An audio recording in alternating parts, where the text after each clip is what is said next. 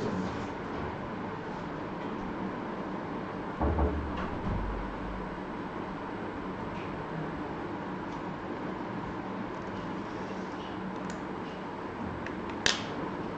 है दोस्तों आप लोगों का फिर से पीएनएसटी की जो हमारी सीरीज़ चल रही है केमिस्ट्री सब्जेक्ट की, उसके अंदर आज हम नया टॉपिक, नया कंटेंट आप लोगों के लिए लेके आए हैं, जैव अणु बायोमोलिक्यूल। लास्ट 3 क्लासेस में हमने पॉलीमर्स को कंप्लीट कर दिया है और पॉलीमर से रिलेटेड जो इम्पोर्टेंट टाइप के क्वेश्चन थे वो सॉल्व करवा दिए हैं। आप लोगों को एक होमवर्क मिला है, उस पर भी आप लोगों के कमेंट नहीं आए हैं।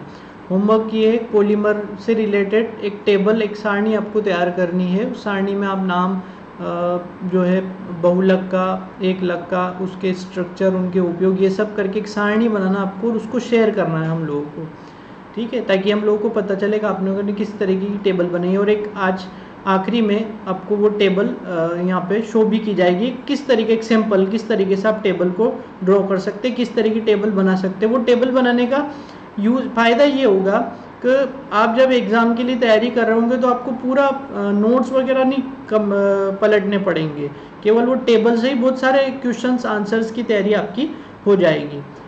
एक आपका जो है कमेंट आया था कल की क्लास में, क्वेश्चन नंबर 7 जो पॉलीमर से रिलेटेड हमारा जिगलर नाटा कैटेलिस्ट से जुड़ा हुआ एक क्वेश्चन था, वो थोड़ा समझने में प्रॉब्लम हुई, तो वो आज हम आपको समझाएंगे इसी क्लास में लास्ट में। तो शुरू करते हैं। आज हम सबसे पहले शुरू कर रहे हैं जैव अणु बायोमोलिक्यूल से।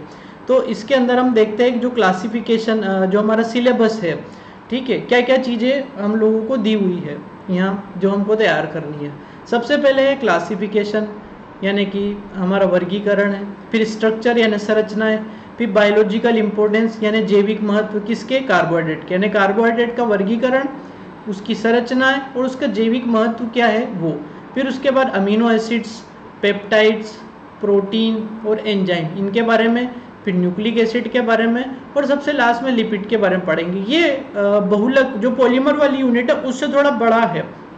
बाकी इंपॉर्टेंट जो टॉपिक्स है जिनमें से मोस्टली क्वेश्चन पूछा थे वही हम पहले ले रहे हैं, है ना। इसीलिए पहले पॉलीमर लिया था कि पक्का है उसमें से क्वेश्चन आएगा, और ऐसे ही बायोमोलिक्यूल जो जैव अणु, उसमें से भी पक्का एक क्वेश्चन आएगा, ठीक है। तो बायोमोलिक्यूल यानी कि जो जैव अणु है, बायोमोलिक्यूल, जैव अणु क्या होता है, जैसे प्रोटीन है, लिपिड है, विटामिन है, ये सब जो है बायोलॉजिकल एक्टिविटीज, कई सारी बायोलॉजिकल एक्टिविटी, जैविक क्रियाओं को हमारी बॉडी के अंदर कंप्लीट करवाते हैं, जिससे हमारे बॉडी के अंदर कई सारे के सिस्टम काम करते हैं, ठीक है। तो वो जो अणु जो इन सारी क्रियाओं में भाग लेते हैं, जैसे विटामिन हो गया, प्रोटीन हो गया, तो वो सारे जैव अणु या बायोमोलिक्यूल में आएंगे। जैसे कुछ बायोमोलिक्यूल यहाँ है, आपका कार्बोहाइड्रेट है, अमीनो एसिड है, प्रोटीन है, न्यूक्लिक एसिड, लिपिड है, विटामिन, हालांकि आपके सिलेबस में नहीं दिख रहा है, विटामिन नहीं है इसमें, ठीक है। तो बायोमोलिक्यूल ये सारे मोलिक्यूल है जो इतनी सारी जैविक प्रक्रियाओं में भाग लेते हैं, वो सब बायोमोलिक्यूल है, जैसे कि कार्बोहाइड्रेट, प्रोटीन, लिपिड। तो स्टार्ट करते हैं हम। जनरली आज सारे जो क्वेश्चन हैं वो कार्बोहाइड्रेट से रिलेटेड है, ठीक है। एक सीरीज में हमने ऐसे कोशिश की एक स्टेप बाय स्टेप आगे बढ़े, जैसे कार्बोहाइड्रेट आगे ले लेंगे, फिर शायद कल भी कार्बोहाइड्रेट के क्वेश्चन मिलेंगे, क्योंकि कार्बोहाइड्रेट थोड़ा बड़ा कंटेंट है, इसमें से ज़्यादा वैरायटी के क्वेश्चन आ सकते हैं। तो कोशिश की गई एक सारी वैरायटी आपके पास हो, ताकि आपका नॉलेज अच्छे से बढ़ जाए और आप हर तरीके के क्वेश्चन अटेम्प्ट कर सके। उसके बाद फिर हम प्रोटीन के बारे में बात करेंगे। तो आज की और कल की क्लास कार्बोहाइड्रेट के ऊपर ही होगी। तो शुरू करते हैं आज का पहला क्वेश्चन। पहला क्वेश्चन है हमारा कार्बोहाइड्रेट का वर्गीकरण, ठीक है। जो कार्बोहाइड्रेट है उसका वर्गीकरण जल अपघटन के आधार पर और साथ ही अपचायक शर्करा, रिड्यूसिंग शुगर, और अनअपचायक शर्करा, नॉन रिड्यूसिंग शुगर के आधार पर किया गया है। पहले क्वेश्चन थोड़ा बड़ा है, समझे। ये बता रहे हैं कार्बोहाइड्रेट का जो वर्गीकरण है 2 तरीके से, मेनली यहाँ पे जो क्वेश्चन है वो बता रहे हैं, एक तो जल अपघटन के आधार पर, एक अपचायक और अनअपचायक शर्करा के आधार पर किया गया है। तो सुक्रोज क्या है? अब क्वेश्चन पूछना चाह रहा है ये कि ये जो वर्गीकरण दिए हुए हैं, एक तो जल अपघटन के आधार पर, रिड्यूसिंग और नॉन रिड्यूसिंग शुगर के आधार पर आप इस सुक्रोज को क्या मानेंगे, किस प्रकार का कार्बोहाइड्रेट है, ये क्वेश्चन है ना।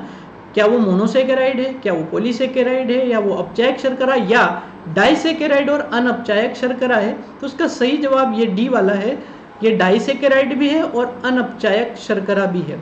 अब डाइसेकेराइड तो कार्बोहाइड्रेट के जो प्रकार हैं, कार्बोहाइड्रेट मतलब कार्बन, हाइड्रोजन और ऑक्सीजन से बने हुए यौगिक हैं, या जो जल अपघटन पे इस प्रकार के यौगिक पॉलीहाइड्रोक्सी कीटोन, पॉलीहाइड्रोक्सी एल्डिहाइड, इस तरह के यौगिक जो जल अपघटन पे देते हैं वो सब कार्बोहाइड्रेट है। कार्बन, हाइड्रोजन और ऑक्सीजन से बने हुए यौगिक क्या है? कार्बोहाइड्रेट है। अब कार्बोहाइड्रेट के बारे में फिर बात करें तो मोनोसेकेराइड, ओलिगोसेकेराइड, और ओलिगोसेकेराइड में डाइसेकेराइड, ट्राइसेकेराइड और टेट्रासेकेराइड है, और फिर उसके बाद है पॉलीसेकेराइड। तो ये जल अपघटन के आधार पर है। मोनोसेकेराइड मतलब 2 से लगभग 20 यूनिट होगी, जिसके अंदर सबसे सिंपल यूनिट है कार्बोहाइड्रेट की, जिसका आगे हम जल अपघटन नहीं कर सकते, जैसे आपका ग्लूकोज हो गया। उसके बाद आता ओलिगोसेकेराइड। अब ओलिगोसेकेराइड क्या है? मोनोसेकेराइड जब आपस में जुड़ जाएगा तो ओलिगोसेकेराइड बनाएगा, और उस ओलिगोसेकेराइड के फिर अलग अलग टाइप है, जिसमें कि डाइसेकेराइड भी है, यानी 2 शक्कर यूनिट, 2 सेक्रोन यूनिट है ना। सेकेराइड जो वर्ड है वो सेक्रोन से मिलके बना, मतलब शक्कर। तो ये जो डाइसेकेराइड है ये क्या है कि इसका जल अपघटन करेंगे तो मोनोसेकेराइड बनेगा, या मोनोसेकेराइड जुड़ के डाइसेकेराइड बनाएंगे, मोनोसेकेराइड जुड़ के ट्राइसेकेराइड बनाएंगे, मतलब 3 शुगर यूनिट होगी, टेट्रा में 4 शुगर यूनिट होगी, और फिर आखिरी में आ जाएगा पॉली, है ना, आपका पॉलीसेकेराइड, यानी कई सारे शुगर जब मोलिक्यूल हो, है ना, जिनका जल अपघटन करने पर आपको मोनोसेकेराइड मिले कई सारे, तो वो सब पॉलीसेकेराइड है, जैसे स्टार्च। तो यहाँ पे हम बात करें डाइसेकेराइड की, तो वे कार्बोहाइड्रेट जो जल अपघटन पर 2 अणु या समान भिन्न मोनोसेकेराइड देते हैं ना, 2 अणु अपघटन पर किसका जल अपघटन करेंगे? डाइसेकेराइड का। तो क्या मिलेगा हमको? मोनोसेकेराइड मिलेगा। अब वो मोनोसेकेराइड किस प्रकृति का होगा? या तो समान होंगे मोनोसेकेराइड, ग्लूकोज ग्लूकोज मिल गया, या भिन्न भिन्न भी हो सकते हैं, ग्लूकोज और एक फ्रक्टोज मिल गया, तो इनको हम कहेंगे डाइसेकेराइड। यानी कि डाइसेकेराइड का जल अपघटन करने पर हमको मिलेंगे मोनोसेकेराइड। वो जो मोनोसेकेराइड होंगे वो समान भी हो सकते हैं, या वो भिन्न भिन्न भी हो सकते हैं। और जो डाइसेकेराइड है उसके एग्जाम्पल है सुक्रोज, माल्टोज, लेक्टोज, ये सब उदाहरण हैं डाइसेकेराइड के। और इसका सामान्य सूत्र है C12H22O11। अब ये तो जल अपघटन के आधार पर हो गया। आगे अपचायक और अनपचायक शर्करा, तो इसको भी समझ लेते हैं। ये जो क्वेश्चन आपने किया है इससे ऑलमोस्ट 3 क्वेश्चन कवर हो रहा है आपके, है ना। अभी बात करेंगे इसके बारे में। अपचायक शर्करा वे सभी कार्बोहाइड्रेट जो हेमी एसिटल अथवा हेमी कीटल रूप में एल्डिहाइड अथवा कीटोनिक समूह युक्त होते हैं, यानी कि ऐसे कार्बोहाइड्रेट जिनमें एल्डिहाइड फंक्शनल ग्रुप होता है या कीटोन फंक्शनल ग्रुप होता है, तथा जो टोलेंस रिएजेंट है, टोलेंस अभिकर्मक है, फेलिन विलियन, इनको अपचयित कर सकते हैं, इनको रिड्यूस कर सकते हैं। किन किन को? टोलेंस अभिकर्मक और फेलिंग अभिकर्मक या विलियन को। तो ये अपचायक कार्बोहाइड्रेट क्या कहलाते हैं? शर्करा कहलाते हैं। जबकि ऐसी शर्करा जो इन अभिकर्मों को जो है रिड्यूस नहीं कर सकती, अपचयित नहीं कर सकती, वो क्या हो जाएंगी? अनपचायक शर्करा। तो अपचायक और अनपचायक शर्करा में क्या अंतर है? बस इतना सा है। अपचायक शर्करा जो है इन सारे अभिकर्मकों को, टोलेंस अभिकर्मक, फेलिन विलियन, इनको अपचयित कर सकती है, और अनपचायक शर्करा इन सारे विलियन को अपचयित नहीं कर पाएगी। तो अपचायक शर्करा का उदाहरण है सुक्रोज, और अनपचायक में जितने भी पॉलीसेकेराइड है, जैसे स्टार्च है, सेल्यूलोज है, वो सब अनपचायक शर्करा के उदाहरण हो गए। तो एक क्वेश्चन तो आपका अपचायक शर्करा का उदाहरण का हो गया, एक क्वेश्चन यहाँ से तैयार हो जाएगा, एक अनपचायक शर्कराओं के उदाहरण हो गए, ठीक है, एक डाइसेकेराइड की परिभाषा हो गई, अपचायक और अनपचायक शर्करा की परिभाषा हो गई, ठीक है। तो ये इतनी सारी चीजें इस क्वेश्चन से कवर हो रही है। तो ये मैं उम्मीद करता हूँ क्वेश्चन समझ में आ गया होगा कि हमको सुक्रोज क्या ये बताना था। सुक्रोज एक डाइसेकेराइड भी है और एक अनपचायक शर्करा भी है, मतलब मोनोसेकेराइड यूनिट से मिलकर बना है, और साथ में ये फेलिंग विलियन, टोलेंस अभिकर्मक, इनको जो है अपचयित रिड्यूस नहीं कर सकता है। कौन? सुक्रोज। ये क्वेश्चन था हमारा। आगे फिर सुक्रोज से ही रिलेटेड क्वेश्चन है हमारा। सुक्रोज जिसको हम गन्ने की शक्कर भी कहते हैं, केन शुगर। सुक्रोज एक डाइसेकेराइड है। तो 1 मोल जो सुक्रोज है, ठीक है, 1 मोल सुक्रोज से हमारा क्या मिलेगा हमको जल अपघटन से? 1 मोल सुक्रोज के जल अपघटन से, ये रहा आपका 1 मोल सुक्रोज, ठीक है, इसका जल अपघटन करेंगे तो क्या मिलेगा? ग्लूकोज के 2 अणु मिलेंगे, ग्लूकोज के 2 अणु या फ्रक्टोज का 1 अणु मिलेगा, या ग्लूकोज का 1 अणु या फ्रक्टोज का 1 अणु मिलेगा, या फ्रक्टोज के 2 अणु मिलेंगे। बहुत ही काम का क्वेश्चन है कि सुक्रोज का जो डाइसेकेराइड है इसका अगर जल अपघटन करें तो हमें क्या मिलेगा? ग्लूकोज के 2 अणु, ग्लूकोज के 2 अणु और फ्रक्टोज का 1 अणु, या ग्लूकोज का अणु और फ्रक्टोज का अणु, या फ्रक्टोज के 2 अणु। तो इसका सही जवाब है सी वाला, ग्लूकोज का 1 अणु और फ्रक्टोज का 1 अणु। कैसे मिलेगा? यहाँ पे जल अपघटन करके बताया हुआ है हमने कि सुक्रोज है आपका ये C12H22O11 इसका जल अपघटन कर रहे हैं तो C6H12O6 ग्लूकोज मिल रहा है और C6H12O6 फ्रक्टोज मिल रहा है। ये अल्फा डी प्लस ग्लूकोज और ये बीटा डी माइनस फ्रक्टोज, ये ग्लूकोज और ये फ्रक्टोज। अब यहाँ पे कुछ यूनिट्स दी हुई है, यहाँ भी आपके 2 से 3 क्वेश्चन कवर हो रहे हैं, इसलिए इस क्वेश्चन को ध्यान से समझिएगा। तो ये तो समझ में आ गया सुक्रोज के जल अपघटन से, ये एक डाइसेकेराइड है, डाइसेकेराइड के जल अपघटन से आपको मोनोसेकेराइड मिलेंगे, दोनों मोनोसेकेराइड, एक ग्लूकोज एक फ्रक्टोज। अब यहाँ लिखा अल्फा डी प्लस डी मतलब डेक्स्ट्रो रोटेटरी, यानी कि ये ऐसे विलयन है जिनको प्रकाश में से गुजारेंगे तो इनका जो रोटेशन होगा वो दक्षिणावर्त होगा, और ये लिवो रोटेटरी माइनस, ठीक है, इसका कैसा होगा, वामावर्त, यानी घड़ी की दिशा के विपरीत। ये जो धन का निशान है ये बता रहा, धन का निशान बता रहा है कि ये जो विलयन है प्रकाश को घड़ी की दिशा में घुमा देंगे, और ये जो विलयन है ये विपरीत दिशा में, घड़ी की विपरीत दिशा में, यानी कि एंटी क्लॉकवाइज या वामावर्त या लिवो रोटेटरी बोलेंगे। ये इनके घूर्णन का मान दे रखा है, प्लस दक्षिणावर्त है तो प्लस में 52.7 डिग्री, और ये लिवो रोटेटरी है, वामावर्त है, एंटी क्लॉकवाइज है तो माइनस में आएगा, वो भी कितना 92.4 डिग्री। अब ये सारी वैल्यू क्यों लिखी गई है, पहले तो ये समझ में आ गया कि इससे मिलके बने हैं, इसका जल अपघटन होगा तो आपको अल्फा डी प्लस ग्लूकोज और बीटा डी माइनस फ्रक्टोज मिलेगा। अब ये लिखा क्यों गया है इसको समझा कि जल अपघटन से दक्षिणावर्त ग्लूकोज है ना, जल अपघटन से जो दक्षिणावर्त ग्लूकोज है डेक्स्ट्रो रोटेटरी तथा वामावर्त लिवो रोटेटरी फ्रक्टोज बनता है, ये मैं आपको समझा चुका हूँ, और अंत में घूर्णन वामावर्त रह जाता है। अब 2 प्रकार के विलयन बने यहाँ पे, एक तो क्लॉकवाइज घूम रहा है, एक एंटी क्लॉकवाइज घूम रहा है ना, ये क्लॉकवाइज ये एंटी क्लॉकवाइज। तो आखिरी में जो विलयन रह जाएगा वो केवल एंटी क्लॉकवाइज रह जाएगा, और कारण क्या है कि जो फ्रक्टोज है जो कि वामावर्त दिशा में उसका मान ज्यादा है, कितना 92.4 डिग्री, और इसका केवल 52.7 डिग्री। तो इस वजह से जो पूरा विलयन है वो कैसा रह जाएगा, -92.4 डिग्री, और वो पूरा विलयन कैसा हो जाएगा, वामावर्त हो जाएगा, लिवो रोटेटरी हो जाएगा। कारण क्योंकि ग्लूकोज से फ्रक्टोज का मान ज्यादा है, अर्थात सुक्रोज के जल अपघटन से घूर्णन चिन्ह प्लस से क्या बन जाएगा, माइनस, डेक्स्ट्रो से क्या बन जाएगा, लिवो बन जाएगा। यानी कि जो सुक्रोज का जल अपघटन करने के बाद जो विलयन मिलेगा हमको उसका चिन्ह धन से क्या बन जाएगा, ऋण बन जाएगा, यानी डेक्स्ट्रो से लिवो, यानी उल्टा हो गया।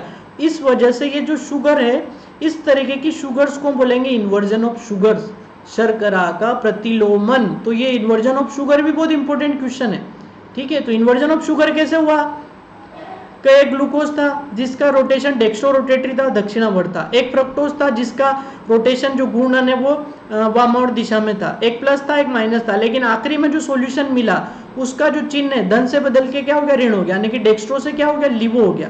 तो इसलिए ये इसको हमने इस घटना को बोल दिया इन्वर्जन ऑफ शुगर, यानी कि शुगर क्या हो गया, एक तरीके से उसका प्रतिलोमन हो गया। तो शर्करा का प्रतिलोमन या इन्वर्जन ऑफ शुगर इसको बोलेंगे। उम्मीद है क्वेश्चन आपको समझ में आया होगा, और ये बहुत काम का क्वेश्चन है जो भी आपने पढ़ा है ना। अब फिर एक और इसी से रिलेटेड क्वेश्चन है कि इन्वर्जन ऑफ जो शुगर है में होता है, अब इन्वर्जन ऑफ शुगर में क्या होता है ना, क्या क्या होता है उसमें, डेक्स्ट्रो रोटेटरी रोटेशन होता है, या कोई रोटेशन नहीं होता, या लिवो रोटेटरी रोटेशन होता है, या ऑप्टिकल इनएक्टिव। ऑप्टिकली इस पॉइंट का मतलब है ऑप्टिकल इनएक्टिव मतलब कि प्रकाश इसमें से गुजारेंगे तो उसमें कोई फर्क नहीं पड़ेगा, ना तो दक्षिण दिशा में घूमेगा, ना जो है बाई दिशा में लिवो रोटेटरी जाएगा, ना डेक्स्ट्रो जाएगा ना लिवो जाएगा। तो ऑप्शन एक तो डेक्स्ट्रो, एक है नो रोटेशन और एक है लिवो। तो इसका सही जवाब आपको पता है, अभी पढ़ा हमने कि वो जो है विलियन जो है दक्षिणावर्त की बजाय क्या हो जाएगा, वामावर्त घूर्णन, लिवो रोटेटरी। इसलिए यहाँ पे कारण एक्सप्लेन नहीं किया है क्योंकि ऊपर के क्वेश्चन में मैंने पूरा एक्सप्लेनेशन दे दिया है कि इन्वर्जन ऑफ शुगर होगा और जो रोटेशन है वो डेक्स्ट्रो से लिवो हो जाएगा और चिन्ह भी हो जाएगा माइनस, तो वामावर्त रोटेशन होगा। चौथा क्वेश्चन देखते हैं, ग्लूकोज जो कि हमारा मोनोसेकेराइड है, कौन सा कथन असत्य है, ठीक है। ग्लूकोज के बारे में कौन सा कथन है जो सही नहीं है। पहला है यह एक एल्डोहेक्सोज होता है, एल्डोहेक्सोज, एल्डो मतलब यहाँ पे फंक्शनल ग्रुप जो है, क्रियात्मक समूह एल्डिहाइड है और साथ में 6 कार्बन है C6, इसलिए इसको हेक्सोज बोल रहे हैं। और एल्डो मतलब कि एल्डिहाइड, तो ये एक एल्डोहेक्सोज होता है। दूसरा HI मतलब हाइड्रोजन आयोडाइड के साथ अभिक्रिया करके या एन हेक्सेन देता है, HI के साथ अभिक्रिया करके क्या देता है, एन हेक्सेन देता है। तीसरा यह एक फ्यूरेनोस रूप में होता है, फ्यूरेनोस के बारे में आगे बताएंगे आपको। और चौथा यह 2,4-DNP परीक्षण नहीं देता है। तो इसका सही जवाब है कि ग्लूकोज एक क्या सही नहीं है, तो ये वाला पॉइंट सही नहीं है। अब वो क्यों नहीं, पहले इस बार थोड़ा डिटेल देख ले, फिर उस पॉइंट पे चलेंगे। पहला पॉइंट, ग्लूकोज एक एल्डोहेक्सेस होता है और इसे डेक्सट्रोज भी कहते हैं, कारण बता ही चुका हूं मैं, क्योंकि एल्डिहाइड फंक्शनल ग्रुप और 6 कार्बन है इसलिए। दूसरा, ग्लूकोज HI वो लाल फास्फोरस के साथ 373 केल्विन पर अपचयन करता है। किसका? ग्लूकोज का। किसकी उपस्थिति में? HI और रेड फास्फोरस। ये ग्लूकोज, ये HI, ये रेड फास्फोरस है, 373 केल्विन, और क्या बनता है? एन-हेक्सेन। ठीक है, ये पॉइंट भी सही है। अगला पॉइंट है, ये मुक्त अवस्था में सदैव पायरेनोज रूप में रहता है। ये क्वेश्चन का आंसर चाहिए था हमें। क्वेश्चन में ऑप्शन में दिया गया है कि फ्यूरेनोज रूप में होता है, नहीं, ये किस रूप में होता है? पायरेन रूप में। ये पायरेन हेट्रोसाइक्लिक कंपाउंड है, विषम चक्री होगी, सारे कार्बन है, केवल एक ऑक्सीजन एटम है, इसको बोलते हैं पायरेन। तो इस प्रकार का चक्री जो है ये संरचना दिखाता है, इसलिए ये फ्यूरेनोज रूप में नहीं रह के पायरेनोज रूप में रहता है, इसलिए सी वाला इसका ऑप्शन सही है। ठीक है, एक बार वो क्वेश्चन देख लीजिए आप। क्या था क्वेश्चन का? ग्लूकोज के बारे में कौन सा कथन असत्य, मतलब 3 पॉइंट सत्य, ये भी, ये 2,4 DNP परीक्षण भी देगा, HI के साथ क्रिया करके एन-हेक्सेन भी देगा, एक एल्डोहेक्सोज भी होता है, कारण बता दिया 6 कार्बन और एल्डिहाइड ग्रुप होता है, इसलिए एल्डोहेक्सोज बोलेंगे। केवल ये फ्यूरेनोज रूप में नहीं होता, ये पायरेनोज रूप में होता है, ये पायरेन रूप में। ठीक है, तो ये वाला इसका सी वाला पॉइंट सही है। अगला क्वेश्चन है स्टार्च, ठीक है, जो कि पॉलीसेकेराइड का एग्जाम्पल है। स्टार्च के जल अपघटन से क्या प्राप्त होगा हमें? कौन सा उत्पाद प्राप्त होगा? फ्रक्टोज, ग्लूकोज, सुक्रोज या माल्टोज? तो इसका सही जवाब है कि स्टार्च के जल अपघटन से हमें प्राप्त होगा ग्लूकोज। ये मोनोसेकेराइड है और ये मोनोसेकेराइड मिलके पॉलीसेकेराइड स्टार्च बना रहे हैं। अब वो कैसे होगा उसको थोड़ा देख लेते हैं। स्टार्च एक होमोपोलीसेकेराइड, होमोपोलीसेकेराइड यानी एक ही जैसी यूनिट है। एक ही जैसी यूनिट क्या है? ग्लूकोज है। सारे ग्लूकोज के मॉलिक्यूल आपस में मिलकर स्टार्च बना रहे हैं। तो इस स्टार्च का जब जल अपघटन होगा तो वो क्या मिलेगा आपको? Alpha D glucose. यानी कि एक तरीके से हमने अभी पॉलीमर वाला चैप्टर कंप्लीट किया है, तो ये मोनोमर हो गया अल्फा डी ग्लूकोज, और ये जो आपका स्टार्च है वो इसका क्या हो गया? पॉलीमर हो गया। तो ये बोला जा रहा है कि जो स्टार्च है उसका जब जल अपघटन होगा तो कई सारे अणु ग्लूकोज के प्राप्त होंगे, अल्फा डी ग्लूकोज के। ठीक है, तो ये इसका सही जवाब है। क्वेश्चन था कि स्टार्च के जल अपघटन से क्या प्राप्त होगा, तो स्टार्च के जल अपघटन से हम अल्फा डी ग्लूकोज यानी कि ग्लूकोज प्राप्त होगा। कभी ऐसा ऑप्शन आए तो भी ध्यान रखना है ना, ग्लूकोज में भी ये पूरा ध्यान रखना कि अल्फा डी ग्लूकोज इसका सही जवाब है। आगे बढ़ते हैं। हमारा जो छठा 6 नंबर वाला जो क्वेश्चन है कि निम्नलिखित में से कौन सा एक कीटोहेक्सोज का उदाहरण है? अभी एक पॉइंट आया था एल्डोहेक्सोज, अब आया कीटोहेक्सोज, है ना। क्वेश्चन है निम्नलिखित में से कौन सा कीटोहेक्सोज का उदाहरण है? कीटोहेक्सोज का मतलब हो गया आपका कीटोन फंक्शनल ग्रुप है ना, ये कीटोन आपका, और साथ में 6 कार्बन है तो हेक्सोज। तो निम्नलिखित में से कौन सा ऐसा उदाहरण इनमें से जिनमें 6 कार्बन और कीटोन जो है क्रियात्मक समूह है? वो मेनोज है, वो सेल्यूलोज है, वो माल्टोज है और फ्रक्टोज है। तो पक्का जवाब है हमारा, क्योंकि इन सब में 6 कार्बन आपका जो है फ्रक्टोज इसमें है, लेकिन एल्डिहाइड होता है इसमें फंक्शनल ग्रुप फ्रक्टोज, कीटोहेक्सोज, है ना। फ्रक्टोज का आणविक जो सूत्र है C6H12O6 होता है। इसकी अभिक्रियाओं से, है ना, ये तो आपका सेल्यूलोज जो है ये आपका पॉलीसेकेराइड उसमें चला जाएगा, ये आपका फ्रक्टोज है, कीटोहेक्सोज होता है। फ्रक्टोज का आणविक सूत्र C6H12 होता है। इसकी अभिक्रियाओं से प्रमाणित होता है कि फ्रक्टोज में कीटोन समूह होता है और 6 कार्बन परमाणु सीधी सीधी श्रृंखला में ऐसे जुड़े होते हैं। ठीक है, तो कीटोन समूह यानी कि ये, और 6 कार्बन परमाणु सीधी श्रृंखला में जुड़े होते थे। किसमें? फ्रक्टोज में। फॉर्मूला C6H12O6, एक कीटोन समूह और 6 कार्बन परमाणु। तो इसका सही जवाब है फ्रक्टोज। और क्या था ये? कीटोहेक्सोज का उदाहरण पूछा गया था, तो इसका सही जवाब हो गया हमारा फ्रक्टोज।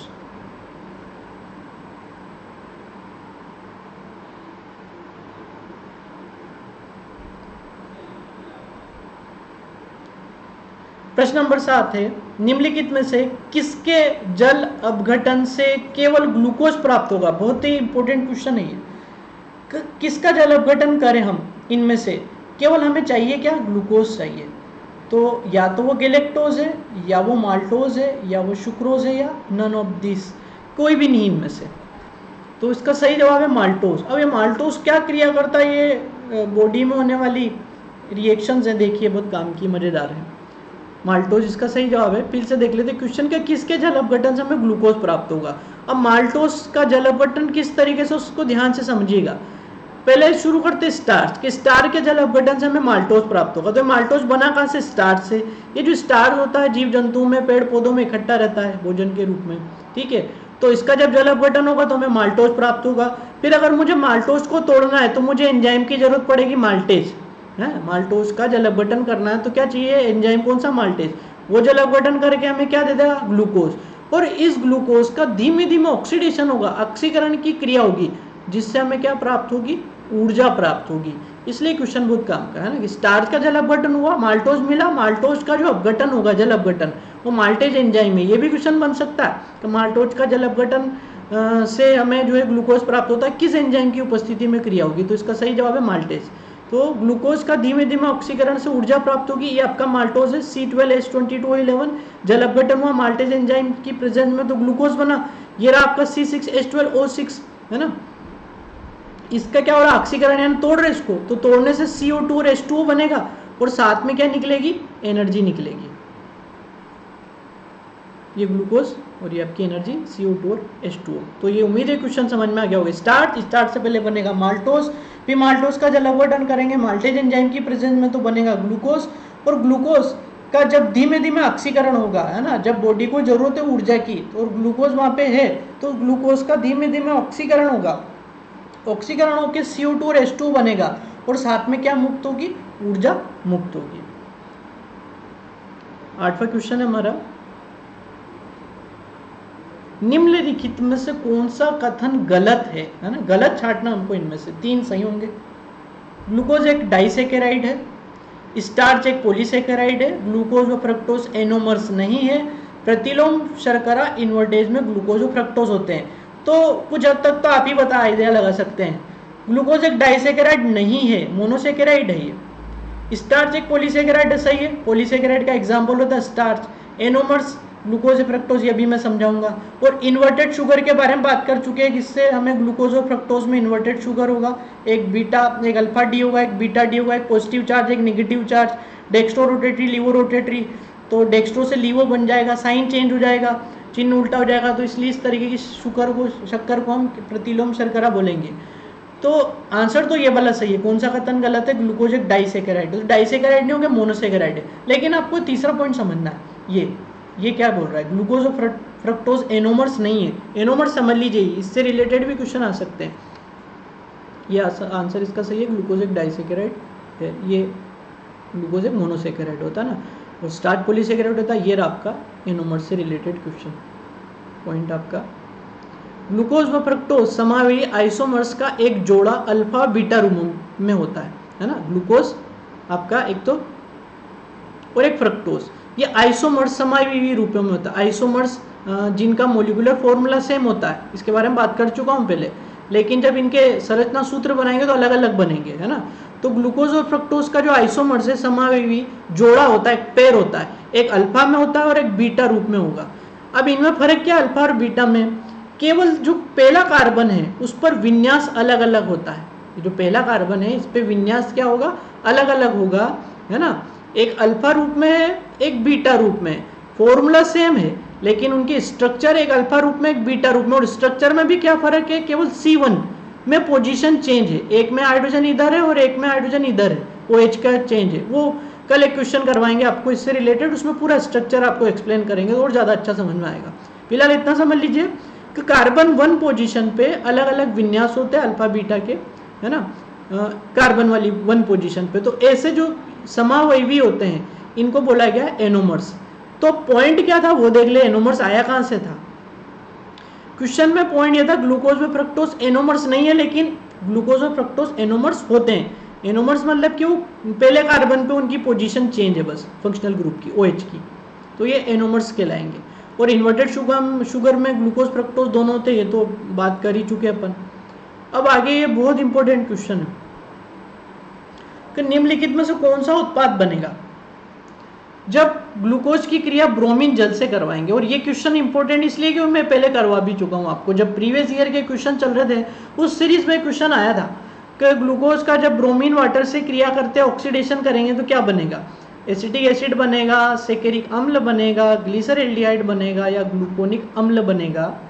ठीक है, तो क्या बनेगा आपका इसमें बनेगा, याद आया होगा आपको, ग्लूकोनिक एसिड, है ना। डी वाला ऑप्शन इसका सही है कि जब ग्लूकोज की अभिक्रिया ब्रोमीन वाटर से करवाएंगे, C6H12O, ग्लूकोज का जो कि स्ट्रक्चर रूप में बनाया है, आप देखिए ये आपका ग्लूकोज है, CHO, ये इसका ब्रोमीन वाटर ऑक्सीडाइजिंग एजेंट है, ऑक्सीकरण हो रहा है, और यहाँ पे CHO काय में बदल गया, COH, मतलब एल्डिहाइड किस में बदल गया, एसिड में। ठीक है, बाकी पूरा सेम वही है। तो ये है ग्लूकोनिक एसिड। तो ये अच्छे से बैठा ले, क्योंकि ये बहुत बार आया हुआ क्वेश्चन है। तो ग्लूकोज का ऑक्सीकरण फेलिंग विलियन टोलेंस अभिकर्मक ब्रोमीन जल से होता है, तो हमें क्या प्राप्त होता है, ग्लूकोनिक अम्ल।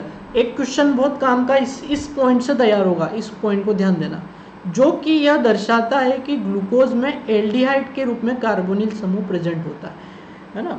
हो सकता है इस तरह का क्वेश्चन पूछ लिया जाए कि निम्न में से कौन सी अभिक्रिया ऐसा बता रही है कि ग्लूकोज में जो है एल्डिहाइड फंक्शनल ग्रुप होता है, प्रेजेंट होता है, और एक इक्वेशन ये वाली दी हुई हो, ग्लूकोज और ग्लूकोनिक एसिड वाली, तो हमारा ये सही जवाब होगा। इसलिए यहाँ पे 2 क्वेश्चन यहाँ भी आपके कंप्लीट हो रहे हैं कि ग्लूकोज का फेलिंग विलियन ब्रोमीन वाटर की प्रेजेंस में ऑक्सीडेशन होगा तो ग्लूकोनिक एसिड बनेगा, जो कि यह प्रूव करता है, सिद्ध करता है कि ग्लूकोज में कार्बोनिल समूह के रूप में एक एल्डिहाइड, ये रहा आपका एल्डिहाइड प्रेजेंट इसके अंदर होता है। तो उम्मीद है क्वेश्चन समझ में आया होगा आपके। एक बार फिर से देख लीजिए कि जो है ग्लूकोज ब्रोमीन जल से क्रिया करके क्या देता है, तो ग्लूकोज ब्रोमीन जल से क्रिया करके ग्लूकोनिक एसिड देता है, और इससे यह प्रूव होता है, सिद्ध होता है कि जो है ग्लूकोज के अंदर एल्डिहाइड होता है, क्रियात्मक समूह कौन सा, कार्बोनिल समूह के रूप में एल्डिहाइड प्रेजेंट है। तो ये तो आपके क्वेश्चन हो गए जो आज आपको करवाने थे। अब ये आपका एक कल का क्वेश्चन है जो डाउट में आया है, ये क्वेश्चन नंबर 7 समझना था, पॉलीमर से रिलेटेड, कि जिगलर नाटा उत्प्रेरक निम्नलिखित में से किसके निर्माण में उपयोग होता है। तो जिगलर नाटा उत्प्रेरक होता है क्या है, जिगलर नाटा उत्प्रेरक होता है ट्राई इथाइल एल्यूमिनियम और टाइटेनियम क्लोराइड, इसका जो मिश्रण होता है उसको बोलते हैं जिगलर नाटा उत्प्रेरक। और ये जो जिगलर नाटा उत्प्रेरक होता है, ये क्या होता है, इथाइलिन को जब हम, इथाइलिन मतलब आपका जो इथाइन होता है CH2 डबल बॉन्ड CH2 या इथीन बोलेंगे, जिससे पॉलीथीन बनता है, CH2 single bond CH2 polythene बन रहा है इससे। तो जब इथाइन या इथाइलिन को 333 से 343 केल्विन पर गर्म करेंगे, और वायुमंडलीय दाब कितना होगा, 6 से 7, और साथ में कैटेलिस्ट होगा, उसके बगैर रिएक्शन नहीं होगी। कैटेलिस्ट कौन सा, जिगलर नाटा, है ना। बना क्या रहे हम, हमारा हाई डेंसिटी पॉलीथीन, उच्च घनत्व वाला पॉलीथीन, वो बनाने के लिए हमको जिगलर नाटा उत्प्रेरक की जरूरत लगेगी। Try ethyl aluminium titanium chloride की उपस्थिति में गर्म करेंगे तो SDP हमें प्राप्त होगा। ठीक है, और ये इसकी अभिक्रिया है। तो क्वेश्चन क्या था कि जिगलर नाटा उत्प्रेरक किसके निर्माण में उपयोग में आता है, तो सही जवाब है उच्च घनत्व पॉलीथीन। ये क्वेश्चन ऐसे भी आ सकता है, उच्च घनत्व पॉलीथीन SDP का निर्माण में कौन सा उत्प्रेरक काम में आता है, तो उसका सही जवाब होगा जिगलर नाटा उत्प्रेरक। या फिर हो सकता हो जिगलर नाटा उत्प्रेरक नहीं देके इनके नाम दे दे, ट्राइथाइल एल्यूमिनियम और टाइटेनियम क्लोराइड, तो ऐसे याद करना, तो कैसे भी घुमा फिरा के पूछे में याद होना चाहिए, दिमाग में अच्छे से बैठ जाए। जिगलर नाटा उत्प्रेरक मतलब कि ट्राइथाइल एल्यूमिनियम और टाइटेनियम क्लोराइड का जो मिश्रण है उसको हम जिगलर नाटा कैटेलिस्ट बोलेंगे। तो उम्मीद है ये आपका जो डाउट था ये आपका क्लियर हो जाएगा। इसके बारे में बात हो रही थी, इसको देख लीजिए आप। ये एक टेबल है जो आप लोगों को कल होमवर्क के रूप में दी गई थी, बट उसका रिस्पॉन्स नहीं आया आप लोगों का, तो इसलिए थोड़ी आपकी हेल्प के लिए ये दिया गया है कि आपको एक टेबल बनानी है। तो वो इस तरीके से एक टेबल, ये एक एग्जाम्पल है, आप इससे और अच्छी वाली बनाइए, है ना। इसमें बहुत शॉर्ट में दी हुई है, मैं चाहता हूँ थोड़ी इससे अच्छी बने। जितने पॉलीमर्स हमको मिल सकते इधर उधर बुक से उनके नाम लिख लीजिए। एक लग इकाइयाँ लिखी हुई है, आप पहले बहुलक का नाम लिख दीजिए, फिर एक लग इकाई लिख दीजिए, बहुलक का संरचना सूत्र भी बना लीजिए, एक लग का संरचना सूत्र भी बना लीजिए, उनके कुछ स्पेशल गुण हो तो वो लिख लीजिए, साथ में इनके उपयोग लिख लीजिए। इस तरीके से एक टेबल, एक सारणी आपको बनानी है और हमारे साथ शेयर करनी है। जब टेबल बन जाए तो आप कमेंट कर दीजिएगा कि हमारी टेबल तैयार है, सारणी तैयार है, फिर हम बता देंगे कि आपको किस नंबर पर शेयर करनी है। उसको व्हाट्सएप पे शेयर कीजिए, ताकि फिर जिसकी टेबल हमें लगेगी तो हम आपको साथ शेयर करेंगे सभी के साथ। कहाँ ये बहुत अच्छी टेबल है। फ़ायदा क्या है, ये मेहनत इसलिए करवाई जा रही है, ये टेबल आप बनाइए तो आपको बहुत फ़ायदा मिलेगा। और घर के ऐसे कोने में लगा लीजिए जहाँ बार बार आपका ध्यान जाता है, बार बार आपका आना जाना होता है, तो आते जाते आपको ये चीज़ें देखने को मिलेगी। अलग से एफर्ट नहीं लगानी याद करने की, उन चीज़ों को देखेंगे वैसे ही याद हो जाएगा। कोई चीज़ हम डेली डेली करते तो वैसे ही याद हो जाती है, ठीक है, अलग से कुछ एक्स्ट्रा एफर्ट नहीं लगाना पड़ेगा। इसलिए ये आप लोगों को दिया गया है और उम्मीद है कि आप इस तरह की टेबल बनाएंगे 1-2 दिन के अंदर बना के जितना जल्दी हो सके और शेयर कीजिएगा, तो हमें बड़ा अच्छा लगेगा, हमको भी इंस्पिरेशन मिलेगा कि हमने कुछ आपको वर्क दिया तो आपने उसके बदले में कुछ आउटपुट हमको दिया है। उम्मीद है आज के क्वेश्चन आपके समझ में आए होंगे। ये टेबल जल्दी बना लीजिएगा और शेयर कीजिएगा, वीडियो भी शेयर कीजिए, लाइक कीजिए, थोड़ा जो है डिसकंटिन्यूटी नहीं हो, रोज के वीडियोस देखिए और जो पॉइंट नोट आउट करना है वो जरूर कर लीजिए आप, ताकि आपका एक नोट्स, छोटे छोटे नोट्स तैयार होते रहेंगे, तो ये आपको जब भी जरूरत लगे, किसी चीज़ पे कोई डाउट हो तो आप आसानी से वो कॉपी खोलिए और उसमें से देख के आप कर सकते हैं, ठीक है। तो ऐसे नोट्स भी बना लीजिए और कुछ आपको हेल्प लगे तो आप कमेंट कीजिए हमको, ठीक है। और फिर कल की क्लास में हम कार्बोहाइड्रेट के बारे में ही बात करेंगे। Okay, thank you.